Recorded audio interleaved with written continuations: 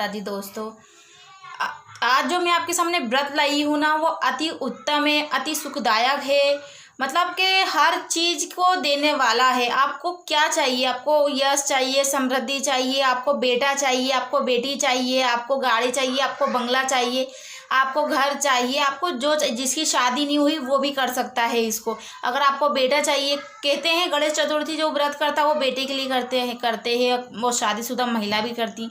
अरे भाई, जिसकी शादी नहीं हुई वो लड़कियां भी कर सकती हैं। देखिए, अगर किसी लड़की की शादी नहीं हुई, अगर वो गणेश चतुर्थी को अगर करे तो उसकी शादी भी हो जाती है। ऐसा कहीं नहीं लिखा कि बस सुहागन महिला ही इस व्रत को कर सकती हैं। तो ये अति उत्तम व्रत मैं आपके सामने लाई हूँ। तो कृपा करके अगर मेरी वीडियो पसंद आए तो लाइक, सब्सक्राइब और शेयर ज़रूर करें, ताकि और जे कमेंट्स बॉक्स में जय माता दी लिखना ना भूलें। अगर आपको मेरी वीडियो पसंद आई हो तो ज़बरदस्ती तो नहीं है आप लोगों से कि आप मेरी वीडियो को सब्सक्राइब करो, आप मेरी वीडियो को लाइक करो, जी नहीं। अगर आपको मेरी वीडियो थोड़ी सी समझ में आती हो तो चलिए मैं अपनी वीडियो अब स्टार्ट करती हूँ। जो गणेश चतुर्थी का जो व्रत मैं आपके सामने लाई हूँ ना, अति उत्तम है। मतलब शब्दों में बयां नहीं है। गणेश जी के विषय में तो बोलने के लिए बोलना भी नहीं पड़ता। गणेश जी को तो हर कोई बच्चा जानता है। गणेश जी महाराज के बारे में तो बताना ही। गौरा माता के पुत्र भोलेनाथ जी के बेटे, इनके सबसे प्रथम पूज्य श्री गणेश जी तो हैं। 12 महीने की जो चतुर्थी होती है, मैं उनके विषय में आपको कुछ बातें बताना चाहती हूँ। अगर आप महिला हैं, अगर आप कर रही हैं इस व्रत को, तो अति उत्तम है।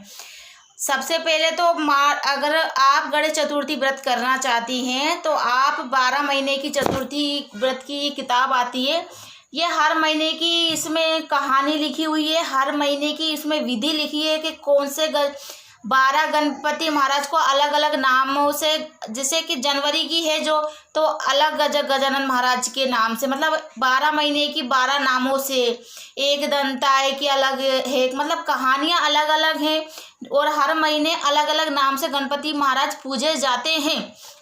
तो अगर 12 महीने का व्रत अगर कर रही हैं, अगर करना चाहती हैं तो आप कर सकती हैं। ये जो मैं आज शूट कर रही हूँ ना, आज ही चौथे बस पूजा पाठ करके मुझे एकदम से याद आया कि मुझे ये वीडियो बनाना चाहिए, तो मैं आपके सामने लाई हूँ।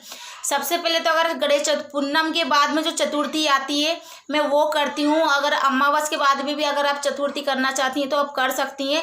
महीने में 2 संकट चतुर्थी आती हैं, अगर आप उनमें से एक कर सकती हैं तो कोई सी भी आप कर लीजिए।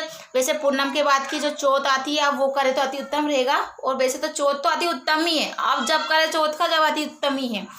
सबसे पहले तो अगर आप व्रत रखना चाहती हैं, आपको मालूम नहीं है, तो मैं आपको बताना चाहती हूँ कि व्रत सबसे पहले तो आप इसको कैसे करें। सबसे पहले तो अगर चौथ है जिस दिन, तो आप सुबह उठिए, नहाइए धोइए, अपने काम से निवृत्त हो जाइए और भगवान गणेश जी के सामने चली जाइए और एक मंदिर में जाइए और दिया जलाइए आप, और भगवान गणेश जी के सामने संकल्प लीजिए कि हे गणेश जी महाराज, मैं 12 महीने की चतुर्थी करना चाहती हूँ, तो आप मेरे को सहारा दे, मतलब मेरे ऊपर अपनी कृपा दृष्टि बनाए, ताकि मैं 12 महीने की चतुर्थी कर सकूँ। देखिए, हर कोई 12 महीने की चतुर्थी नहीं कर सकता, कुछ ना कुछ विघ्न आ जाता है। और अगर अपन गणपति महाराज को अगर साक्षी मानकर व्रत करेंगे तो कोई भी अड़चन नहीं आएगा। ध्यान रखना, अगर आप कोई सा भी व्रत करती हैं और अगर आप गणपति महाराज को बोल देती हैं कि गणपति महाराज मैं उपवास व्रत करना चाहती हूँ, आप मुझे सहारा दें, मेरा सपोर्ट करें और मेरे व्रत में कोई विघ्न ना आए, तो कृपा करके मेरे ऊपर अपनी कृपा दृष्टि बना के रखें, ऐसा करें। फिर शाम को 4 बजे से पूजा इसकी 4 बजे कर सकती हैं आप पूजा, 5 बजे कर सकती हैं, मतलब 4 बजे के बाद आप इनकी पूजा कर सकती है। सबसे पहले तो आपको दूबा लाना है। इसमें देखिए, आपको सामग्री इकट्ठी करना है, वो सामग्री के विषय में मैं आपको बता देती हूँ। दूबा चाहिए, इसमें चावल चाहिए, इसमें कुमकुम चाहिए, इसमें सिंदूर चाहिए, इसमें घी चाहिए, इसमें कलावा का धागा चाहिए इसमें। तो आप ये सब एकत्रित कर लें और फूल एकत्रित कर लें। आप सब इकट्ठी चीज़ कर लीजिए, एक थाली में सजा लीजिए, सब कुछ कपूर रख लीजिए आरती के लिए, है ना। और फिर उसके बाद में आप, अगर आपके पास पीतल के गणेश जी हैं, अगर आपके पास गौरा मैया, अगर लक्ष्मी जी की भी आपके पास इतनी मूर्ति, जो गौरा मैया को साक्षी मानकर आप उनको जोड़े से बिठा दीजिए, मतलब एक तरफ देखिए, माता, अगर आपको माँ बनना है तो आप वो ये व्रत भी कर सकती हैं। सबसे पहले आप माता को बिठाइए, गणेश जी को बिठाइए, नहलाइए धुलाइए उनको, घी नहलाइए धुलाइए आप उनको, और उनको विराजमान कर दीजिए आप। फिर उसके बाद में अगर आप कोई सी भी मूर्ति रख लीजिए, आप माँ उनके साथ में होना ही चाहिए। अगर आप सिंगल रखना चाहती तो आप सिंगल भी रख लें, आपकी इच्छा। फिर उसके बाद में आप थोड़ा सा घी ले लीजिए, इतना सा घी, ज़्यादा नहीं, इतना सा घी। इतने से घी में गणपति महाराज को आपको सिंदूर से पूरा करना है। अगर पीतल के जो इतने बड़े गणपति महाराज आते हैं ना, उनमें देखो, अगर आप मट्टी के में करते हैं तो वो थोड़ा अलग हो जाएगा, उसके मट्टी थोड़ी सी निकलने लग जाएगी। आप पीतल के जो गणेश जी हैं आप उनको ले आइए और है ना, उनको सबसे पहले तो प्रथम आप दिया लगाइए। सबसे पहले तो आप दिया लगा लीजिए अपन ने, और उसके बाद में गणपति महाराज को सिंदूर लगाइए, घी में ऐसा मिला के और पूरे में सिंदूर लगाइए और बोले गणपति नमो नमः, श्री सिद्धि विनायक नमो नमः, अष्ट विनायक नमो नमः, गणपति बब्बा मोरिया। बस आपको देखिए ज़्यादा मंत्र नहीं बोलना, नहीं आते आपको ज़्यादा मंत्र बोलना, कोई बात नहीं, अपन पंडित तो है ही नहीं है कि अपन ने बहुत सारे मंत्र रट के रखे हैं, कोई बात नहीं। आपको जो मंत्र आता है गणपति बब्बा का तो आता ही है ना, बस ये गणपति बब्बा मोरिया। माँ गौरा को सिंदूर करिए, माँ गौरा को हल्दी अर्पण करिए, माँ गौरा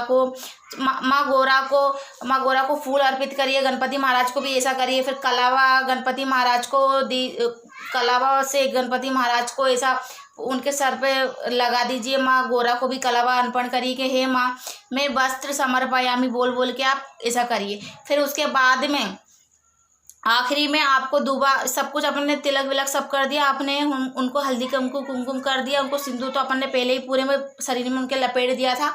फिर उसके बाद में आप उनको पैसे अर्पण करें, अगर हो सके तो आप पान अर्पण करें। आपके घर में अगर लौंग भी हैं तो लौंग आप अर्पण कर दें, इलायची अर्पण कर दें। आपके घर में जो है वो देखिए, ऐसा नहीं भगवान तो भाव के भूखे हैं, आप इतनी सी चीज़ भी भगवान को अर्पण करिए तो भगवान खुश हो। आप भाव से सच्चे मन से अगर भगवान को जो भी अर्पण करेंगे भगवान उसको स्वीकार करते हैं। फिर उसके बाद में आप दूबा इस ओम गणपति नमो नमः, श्री सिद्धि विनायक नमो नमः, अष्ट विनायक नमो नमः, गणपति बब्बा मोरिया, बस ऐसे गणपति महाराज पे दूबा अर्पण कर दीजिए। दूबा अर्पण करने के बाद में अब है भोग की बारी। अब भोग में क्या लेंगी? भोग में आप लड्डू ले लीजिए, नहीं तो आप चूरमा बना लीजिए। बाटी जैसा जो बाटी के आटे का जो चूरमा बनता है, आप चूरमा अगर बनाए तो अति उत्तम रहता है, और नहीं तो लड्डू ले लीजिए, कोई सी मिठाई ले लीजिए। आपको जो रखना है, नहीं है आपके घर में कुछ भी तो आप गुड़ ले लीजिए, सबसे अच्छा उत्तम है गुड़ ले लीजिए। आप भगवान को अर्पण कर दीजिए कि हे गजानन महाराज मेरे पास तो बस यही है। आपको इसी को 56 भोग समझ के मैं आपको अर्पण करती हूँ, मैं आपको खिला रही हूँ, बस गुड़ी को 56 भोग समझ के मैं आपको सामने अर्पण कर रही हूँ। तो हे गजानन महाराज मेरी जो सभी मनोकामनाएं पूर्ण करें, हम सबका कल्याण करें, और जिसको संतान की प्राप्ति नहीं उसे संतान भी दें। मतलब आपको जो चाहिए आप मांग सकती हैं। फिर उसके बाद में आप जिस महीने की, जैसे जनवरी की, आप जैसे फूस महीने की अगर आप करती हैं तो इसमें देखिए सब कुछ लिखा हुआ है। 12 महीने की चतुर्थी है, इसमें सब कुछ लिखा हुआ है। अगर फूस महीने की करती हैं, माह महीने की करती हैं, फागुन महीने की करती हैं तो सब कुछ लिखा हुआ है इसमें। आप उस महीने की कहानी निकाल लीजिए, उसके बाद हम पढ़ना स्टार्ट कर दीजिए। पढ़ने के बाद में अगर आपके पास ज़्यादा टाइम है तो गणपति की चालीसा पढ़ लीजिए। इसमें गणपति चालीसा भी लिखा हुआ है इसमें, तो आप गणपति चालीसा भी पढ़िए। देखिए मन से पढ़िए, भाव से पढ़िए कि नहीं प्रभु आपको मेरे ऊपर कृपा दृष्टि बनाना ही पड़ेगी। अगर आपको मकान चाहिए तो आप मकान के विषय में भी गणपति महाराज से बोल सकते हो, आपको जो चाहिए आप मांग सकती है, सब कुछ मिलेगा इनसे तो। और फिर उसके बाद में आप आरती कर लीजिए, और थोड़ी सी कंडा जला के उस पर अगर आप गुड़ चढ़ा दीजिए, 1 चम्मच घी डाल दीजिए, ऐसा भी आप कर सकती हैं। तो देखिए ये जो उपास है ना तो अति उत्तम है, अति फलदायक है। आपकी इच्छा है कि आपको किस तरह से करनी है, कहीं कहीं अलग होता है व्रत, लेकिन मैं जिस तरह से व्रत करती हूँ मैं आपके सामने लाई हूँ। अगर मेरी आपको वीडियो पसंद आए तो लाइक करें, सब्सक्राइब करें, और अब मैं आपसे लेती हूँ विदा। बाय।